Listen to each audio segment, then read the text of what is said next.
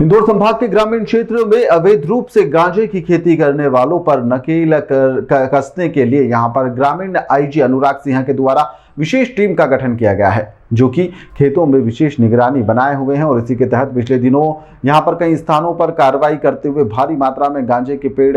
भी बरामद किए गए हैं और इसको लेकर पुलिस अब लगातार जांच पड़ताल भी कर रही है। दरअसल इंदौर के आईजी अनुराग सिंह के द्वारा यहां पर मीडिया से चर्चा की गई, जहां पर उन्होंने इंदौर के आसपास जो ग्रामीण क्षेत्र हैं और इसी के साथ में यहां पर जो बड़वानी, अलीराजपुर सहित अन्य जो ग्रामीण क्षेत्र है, जहां पर पुलिस के द्वारा लगातार अवैध रूप से जो गांजे की खेती की जाती है उसकी बारीकी से जांच की जा रही है और इसको लेकर कार्रवाई भी की जा रही है। लगातार निगरानी बनी हुई है। इसी के साथ में पिछले कुछ वर्षों में एनडीपीएस एक्ट के तहत भी यहाँ पर पुलिस लगातार कार्रवाई कर रही है और उनके ऊपर विशेष निगरानी की जा रही है। बता दें कि शहरी क्षेत्र में के साथ ही आसपास के जिलों में अवैध गांजे की खेती लगातार पनप रही है और इसको लेकर पुलिस लगातार प्रभावी कार्रवाई भी कर रही है। एनडीपीएस की जो कार्रवाई है वो लगातार हमारे यहाँ हो रही है और मुख्य रूप से जो ग्रामीण एरिया में एनडीपीएस की जो कार्रवाई होती है वो जो देखने में आया है, गांजा उगाने का ज़्यादा चलन है। यहाँ पे गांव के लोग अपने खेतों में चोरी छुपे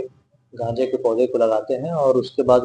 उसकी गांजा बना के वो बेचते हैं। तभी लगातार 14-15 तारीख से हम लोग लगातार पिछले एक हफ्ते से ये कार्रवाई कर रहे हैं और कई सारी कार्रवाई अलग-अलग जिलों में की गई है। जो भी बाहर से आता है, मुख्य रूप से जो देखने में आया है कि बॉर्डर एरिया में राजस्थान की तरफ से